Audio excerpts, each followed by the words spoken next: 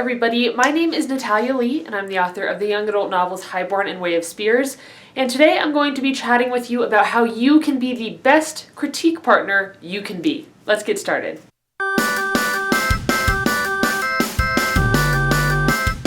So to begin with, I want to start off by telling you a bit of my experience with having critique partners.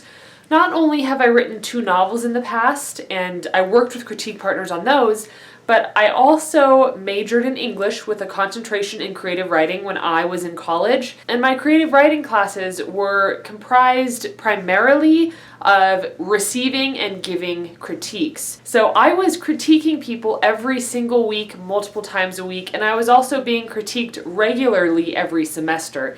So I have a pretty good idea about how this goes. So with my experience out of the way, let's go ahead and talk about how you can be an amazing critique partner. So first up, you should be extremely careful about time management. To begin with, if you are the writer and you are giving your work to your critique partners, be very clear about when you would like to get that work back. Many of us are very busy and don't have time to just sit down and focus on one project. So if you're expecting your critique partner to get their notes and revisions back to you within, say, a week or 2 weeks, make sure to let them know, because if they don't know that, they might be planning on getting it back to you in 3 weeks or 6 weeks.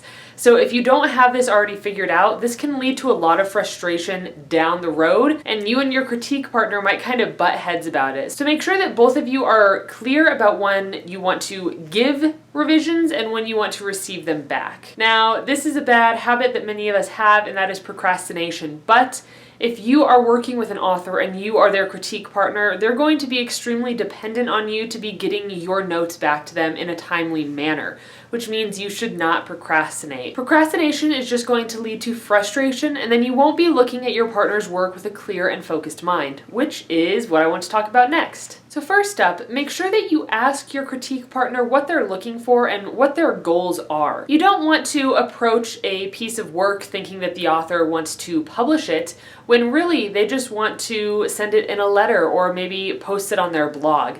So you need to know what platform they're using and what they plan to do with that work before you can clearly critique it. Next up, and this goes along with don't procrastinate, is to make sure that you are reading your partner's work and making your notes when you're very focused and have a clear head. If you are behind on notes and your critique partner is getting frustrated, this is going to force you to rush, and then you're not going to do your best work. So make sure that you are not procrastinating, you are focusing, and you are not rushing. This is the best way to really give your critique partner your best self and your best work. Now, this next tip is something that I used to struggle with because I love grammar, I love spelling, and what I used to do was circle every misspelling and every grammatical error in the work that I was critiquing. But I found that that was incredibly unhelpful to my partners because they would often end up changing large sections of their work anyway. So all of those notes I'd written about spelling errors weren't helpful, and it was just kind of tedious for me to do and tedious for the author to read through, and it wasn't appreciated in the long run. If your critique partner is consistently making an error or spelling something wrong, then you can certainly note that so that they can make sure that they're not doing that from that point forward. But to go through the entire manuscript and just circle all the misspelled words is going to be a waste of your time. I'm filming a video. So instead of focusing on all of those small mechanics, try to focus on the bigger picture, like plot and characters. My next tip is to give your critique partner objective feedback rather than subjective feedback. Subjective feedback is based more specifically on your preferences and opinions rather than the weaknesses in the author's writing. So an example of objective feedback would be, this character seems one-dimensional to me, and I believe this is how you could fix that.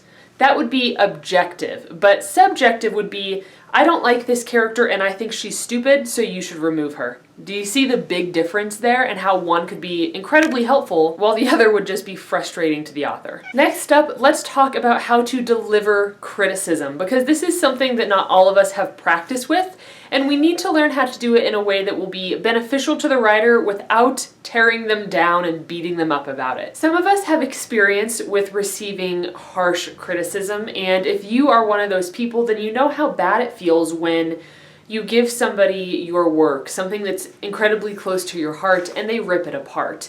It's one thing to give criticism that is beneficial and helpful. It's something else to give criticism that kind of nags at the writer's style or at the writer themselves, so you definitely do not want to do that to your critique partner. You want to make them feel like they are in a very safe environment, and you want them to do the same for you. First up, do not be afraid to share your opinions. That's why you're a critique partner in the first place. The writer needs your help and they want to hear your honest feedback. So when you come across something problematic in your critique partner's work, make sure that you point it out in a gentle way. If you have ever been criticized, then you know how hard it can be to receive a harsh criticism. So my tip is that you should, like I said, deliver your critique in a very truthful manner. Don't sugarcoat it, but make sure that you're throwing in compliments as well. Don't just point out all of the flaws in the writer's work. Make sure that you're also punctuating your critique with praise. Let them know what you really enjoy. Let them know the characters that you adore. Make sure that you're giving them the praise they need to continue encouraging them to work hard and to work with you. Also, something else that I always try to do when I am critiquing is when I come across a problem in a writer's work, I try to always point out a solution. Rather than just saying, "This character sucks, change her," I might say, "Hey, Mary Sue feels a little bit flat and one-sided to me. Maybe you could elaborate on her backstory a little bit more, or maybe you could give her some sort of quirk or some kind of interesting behavior or a slogan that she says, something to make her really stand out." Now, that would actually be helpful to the writer because they would start thinking about the options that I gave them, and then they can come up with something all their own. But if I just say, "This character sucks, fix her," they have no idea why I think that character sucks or what I think would be beneficial to that character. And last but not least, just remember how vulnerable your critique partner must feel in giving their precious work to you, and respect your critique partner for their bravery. As long as you are sharing mutual respect for one another, you are in open communication, and you are kind to one another, I think you can have an extremely beneficial and helpful critique partner relationship. If you have any more questions about critique partners, please let me know in the comments down below, and I would be very happy to answer them.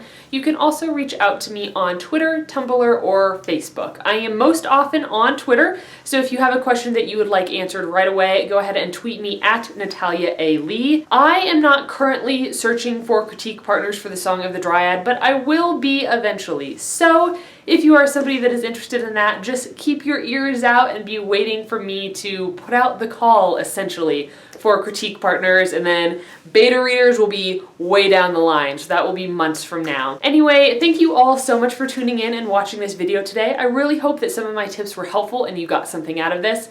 Let me know what your experiences are with critique partners, and also let us know your tips down below if I didn't already say them in this video. Alright, thank you guys so much for watching, and I'll catch you in the next one. Bye!